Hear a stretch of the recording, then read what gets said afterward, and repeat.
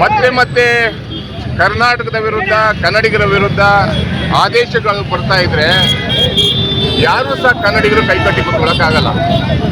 ಕಾವೇರಿ ಕನ್ನಡಿಗರ ಜೀವನದಿ. ಎಲ್ಲ ಜಿಲ್ಲೆಯ ಕನ್ನಡಿಗರು ದೇಶ ವಿದೇಶದಿಂದ ಬಂದಂಥವರು, ತಮಿಳುನಾಡಿಂದ ಬಂದಂಥವರು ಕಾವೇರಿ ನೀರು ಕುಡಿಲೇಬೇಕು, ಕುಡಿತಾರೆ.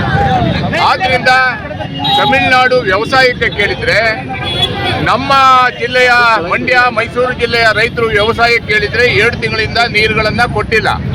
ಇವತ್ತು ಕುಡಿಲಿಕ್ಕೆ ಮಂಡ್ಯ ಮೈಸೂರು ಬೆಂಗಳೂರು ಗ್ರಾಮಾಂತರ ಕುಡಿಲಿಕ್ಕೆ ನೀರಿಲ್ಲ. ಎಲ್ಲ ಡ್ಯಾಮ್ಗಳು ಬರದಾಗಿದ್ದಾವೆ. ಮಳೆ 20% ಮಳೆ ಬರ್ತಾ ಇಲ್ಲ.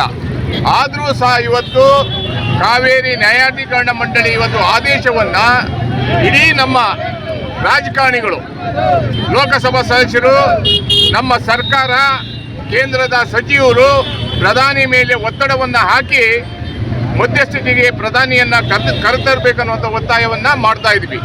ಬೆಂಗಳೂರು ನಗರವನ್ನ ಎಷ್ಟು ಉದ್ದಕ್ಕೆ ಬೆಳೆಸಬೇಕು, ಎಷ್ಟು ಅಗಲಕ್ಕೆ ಬೆಳೆಸಬೇಕು, ಎಷ್ಟು ಎತ್ತರಕ್ಕೆ ಬೆಳೆಸಬೇಕನ್ನುವಂಥ ಒಂದು ಮುಂದಾಲೋಚನೆ ಇದ್ದಿಲ್ಲ. ಇವತ್ತು ಬೆಂಗಳೂರು ನಗರ ತುಮಕೂರಿಂದ ರಾಮನಗರ ತನಕ, ಚಿಕ್ಕಬಳ್ಳಾಪುರದಿಂದ ಕನಕಪುರ ತನಕ ಬೆಳೆದೋಗಿದೆ. ನೀರೆಲ್ಲಿಂದ ಕೊಡ್ತೀರಾ? ನೇತ್ರಾವತಿ ತಿರುವು ಮಾಡಿದ್ರಾ ಅಥವಾ ಹೇಮಾವತಿ ನೀರು ತಂದ್ರ? ಈ ರೀತಿ ನೀರುಗಳನ್ನ ತರದೆ ಅಡ್ಡಾಬಡ್ಡ ಬೆಂಗಳೂರು ನಗರವನ್ನ ಬೆಳೆಸಿ ಇವತ್ತು ಕನ್ನಡಿಗರಿಗೆ ನೀರಿಲ್ಲ. ಬೆಂಗಳೂರು ನಗರದಲ್ಲಿ ಇವತ್ತೊಬ್ಬ ಚಿತ್ತೂರು ಶಾಸಕ ಹೇಳ್ತಾನೆ, ಬೆಂಗಳೂರು ನಗರ ನಮ್ಮಿಂದ ಬೆಳೆದಿರುವಂಥದ್ದನ್ನ ಹೇಳ್ತಾ ಇದ್ದಾನೆ.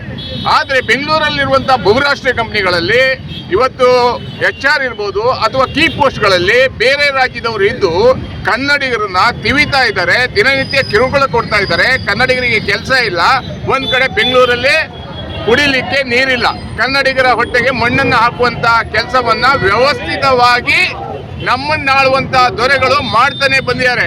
ಆದ್ರಿಂದ ಈ ಕೂಡಲೇ ಮಾನ್ಯ ಮುಖ್ಯಮಂತ್ರಿಗಳು ಬಂಗಾರಪ್ಪನವರು ಯಾವ ರೀತಿ ಸುಗ್ರೀವಾಜ್ಞೆಯನ್ನು ತಂದಿರೋ ಅದೇ ರೀತಿ ಸುಗ್ರೀವಾಜ್ಞೆಯನ್ನು ತರೋದ್ರ ಮುಖಾಂತರ ನೀರನ್ನ ನಿಲ್ಲಿಸಬೇಕನ್ನುವಂಥ ಒತ್ತಾಯವನ್ನ ಮಾಡ್ತಾ ಇದ್ದೀವಿ.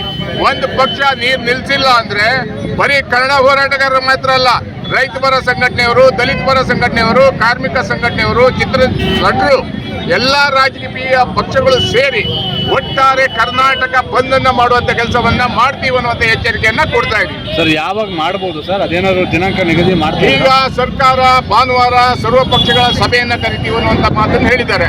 ನೀರನ್ನ ಬಿಡಲ್ಲ ಅನ್ನುವಂತ ಮಾತನ್ನ ಹೇಳಿದ್ದಾರೆ. ನೀರನ್ನ ಮಾನ್ಯ DK ಶಿವಕುಮಾರ್ ಅವರು ಬಿಡಬಾರ್ದು.